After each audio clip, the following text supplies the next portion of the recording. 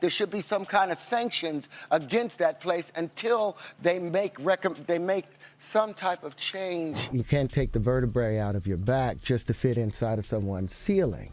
You have to stand up full and proud, stand up erect. Martin tried to put me in my first dress. When he had to go on his hiatus, he tell me, Katt, when I come back, I need you. You my young partner, you my brother in comedy. When I come back, just promise me that my next movie, it'll be me and you. We gonna do it together. So it looks like Katt Williams gained another supporter, and it's none other than Terrence Howard, who is now spilling the tea on how he got fed up with Hollywood trying to put him in a dress. According to Terrence, Hollywood is really out here trying to strip black men of their masculinity, and he's throwing shade at the industry, claiming they accused him of being hard to work with just because he wasn't down for playing certain kinds of roles. Now, we've all heard the whispers about how Hollywood is allegedly pushing this agenda to make black men look more effeminate, and heavyweights like Dave Chappelle and Katt Williams have been calling it out, saying black actors are pressured to wear a dress on screen before they can level up in fame. And while some fans are now saying this is not such a big issue as people are trying to make it, it looks like Terrence is standing his ground. In fact, word on the street is that Hollywood slapped Terrence with a difficult to work with label just because he turned down a role where he was asked to be in a dress. But Terrence is over being blackballed by the industry, and he just spilled the beans that he just might quit acting for good because Hollywood's agenda got him sick. That's the stuff you've got to watch. See, that's why you got to clear this stuff up. You've got to watch the stuff that they put out there, you know, because they're just trying to make money.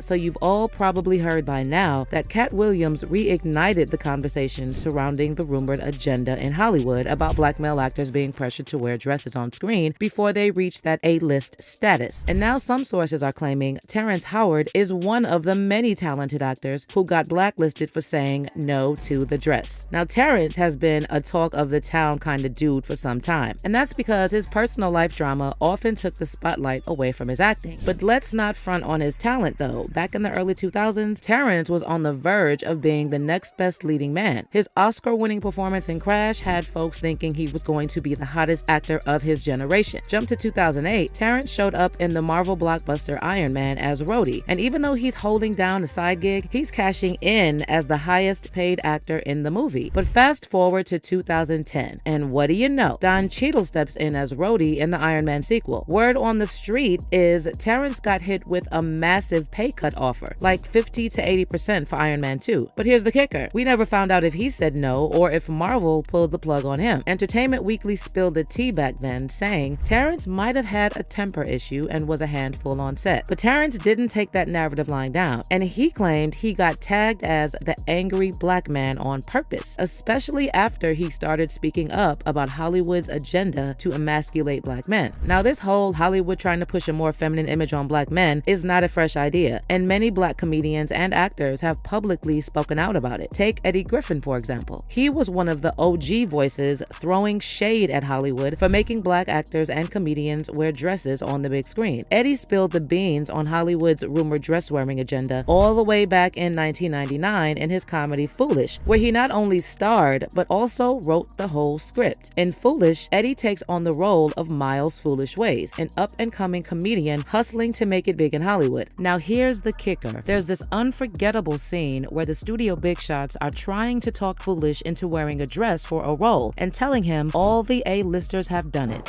So what do you think? It's never been done before. 3 lovable drag queens driving cross-country, helping middle America solve its problems. Y'all want me to wear a dress? Foolish, this isn't a throwaway role. You'll be carrying the emotional energy of the movie. Man, it's not that I don't appreciate the offer, because I do, but... All we're asking you to do is to take the script home, read it, and make a decision. Then make the decision. Foolish. There's a lot of money involved. We're talking a major motion picture here, Foolish. Now flashback to 2006, and Dave Chappelle spills the tea on Oprah's show, sharing that he experienced a wild incident where he got pushed to wear a dress for a movie role with Martin Lawrence. And the way he described it sounded like a scene straight out of Foolish. And he put this dress on, and what? The prostitute Nah, I'm not doing that. I don't feel comfortable with that. That should have been in the discussion. What? You don't feel comfortable with it? I mean, it's a hilarious bit. All the greats have done it. So fast forward a bit when Kevin Hart was asked to comment on Dave's story, and he just shrugged it off, saying that kind of thing never happened to him. Definitely haven't ran into to put on the dress. I mean, you know, you have to have boundaries. You have to have limits that you refuse to cross.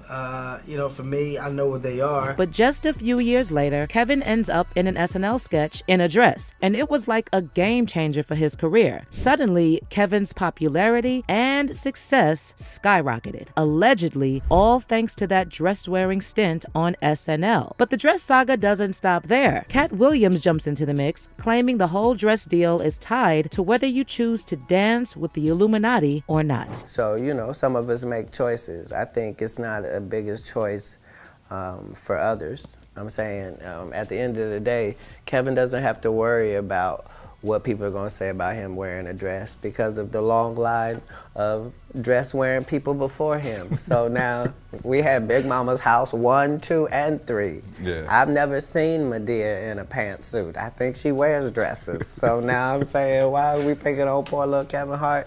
Because it was his turn next.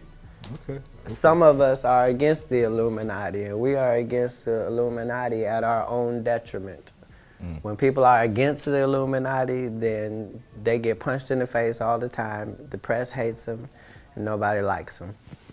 Back then, most folks brushed off Katt's words as some wild conspiracy theory. Fast forward to today, and people are revisiting his words and saying there might be some truth to what he was throwing out there. So during Katt's recent appearance on Club Shay Shay, Shannon Sharpe asked him about Dave Chappelle walking away from a massive $50 million deal shortly before he revealed that whole dress incident. And you won't believe what Katt dropped. Turns out, he had to pass up on some fat contracts too, all because they came with strings attached. Now, I've had to turn down $50 million 4 times.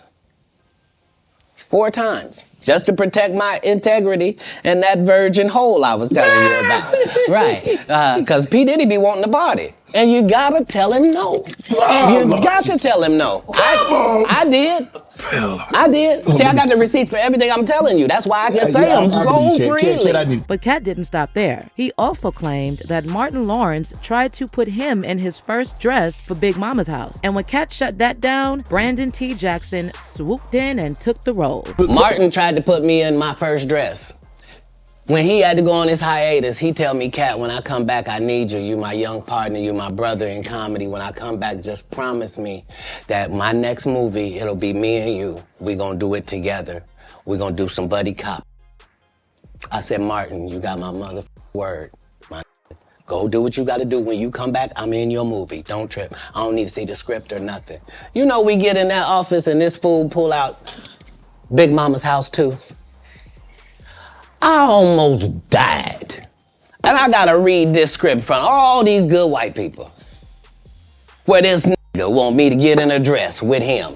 And I'm literally saying to everybody, why is he in a dress again? You already played the old lady as an FBI agent.